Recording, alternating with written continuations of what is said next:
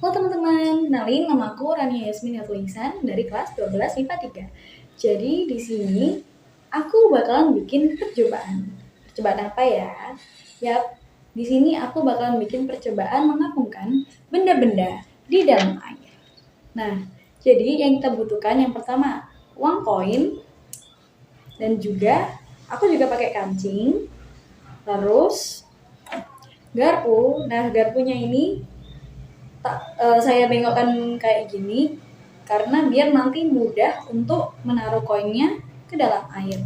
Terus ada baskom atau tempat buat air dan jangan lupa diisi air di dalamnya ya. Kita lakukan yakni memasukkan medium yang bakalan kita coba di dalam air. Nah, hasilnya bakal mengapung apa enggak ya? Jadi kita taruh koinnya di atas garpu dan kita masukkan ke dalam air secara perlahan.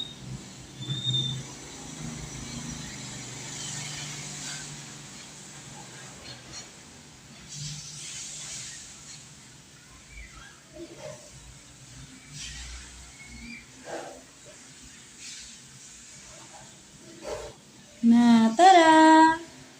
Koinnya bisa mengapung di atas air. Padahal biasanya koin kan dari logam ya, berat. Biasanya tuh langsung tenggelam. Tapi karena kita dengan perlahan, jadi koinnya bisa terapung. Nah, kita coba kancing. Nah, bisa terapung juga teman-teman. Ini kancing, ini koin. Selanjutnya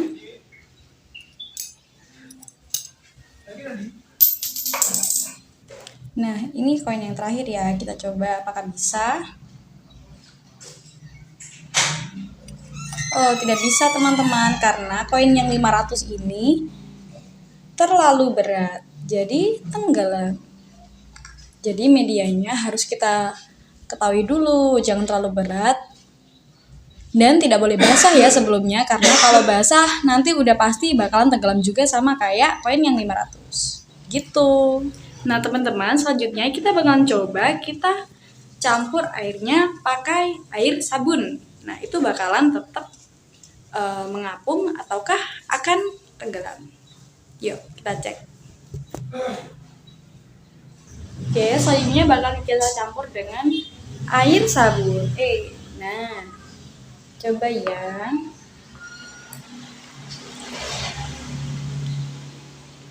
Apakah nanti koin-koinnya akan lebih bisa terapung atau justru akan langsung tenggelam? Mari kita coba. Koin pertama. Oh tidak, langsung tenggelam.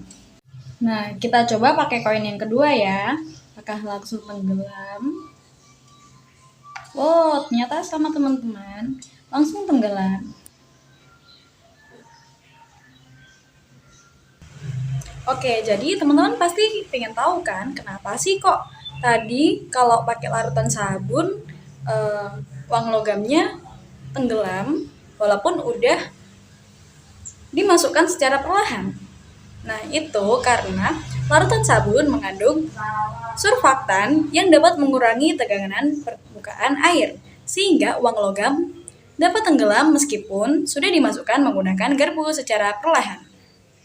Nah, tegangan permukaan zat cair adalah kecenderungan permukaan zat cair untuk menegang, sehingga permukaannya seperti ditutupi oleh selaput elastis. Hal ini terjadi akibat adanya gaya kohesi atau gaya tarik-menarik antar partikel air yang berusaha mempertahankan permukaannya supaya memiliki luasan yang paling kecil. Faktor yang mengurangi tegangan permukaan air adalah dengan menambahkan deterjen bubuk ke dalam air. Deterjen bubuk mengandung surfaktan, surface active agent, yaitu senyawa kimia yang mempunyai sifat terabsorpsi pada permukaan sehingga dapat memperluas permukaan air. Nah, jadi begitu penjelasannya teman-teman. Silakan mencoba di rumah ya.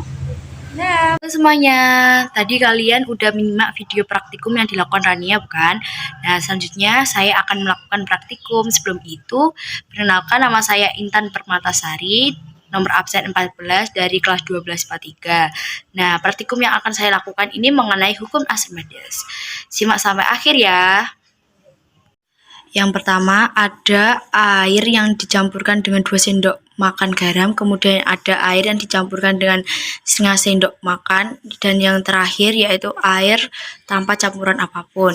Dan yang kita butuhkan yakni ada jeruk nipis. Percobaan yang pertama, kita masukkan jeruk nipis ke dalam air yang ditambahkan 2 sendok makan. Nah, dapat kita lihat ini jeruk nipisnya terapung. Percobaan yang kedua, kita masukkan jeruk nipis ke dalam air yang ditambahkan setengah sendok makan. Dapat kita lihat ini terapung ya teman-teman. Percobaan yang terakhir, kita masukkan jeruk nipis ke dalam air tanpa campuran apapun. Dapat kita lihat ya teman-teman. Nah, tenggelam. Beda kan percobaan yang pertama, percobaan yang kedua, dan percobaan yang ketiga. Jika kalian menyimak video praktikum yang saya lakukan tadi, saya akan menjelaskan mengenai percobaan 1 hingga percobaan ketiga. Nah, percobaan yang pertama itu kan air diberi dengan banyak garam yang mengakibatkan jeruk terapung karena massa jenis air lebih besar daripada massa jenis benda. Kemudian percobaan yang kedua, air diberi dengan sedikit garam yang membuat jeruk melayang karena massa jenis air sama dengan massa jenis benda. Kemudian percobaan yang tiga, air yang tidak diberi oleh garam yang mengakibatkan jeruk tenggelam karena massa jenis air lebih kecil daripada massa jenis benda. Dengan adanya praktikum yang saya lakukan tadi, dapat kita simpulkan bahwa garam berfungsi sebagai memperbesar massa jenis air sehingga semakin banyak kita memberi garam, maka semakin besar massa jenis airnya. Oke, cukup sekian dari kami. Semoga videonya bermanfaat. Wassalamualaikum warahmatullahi wabarakatuh. Dadah.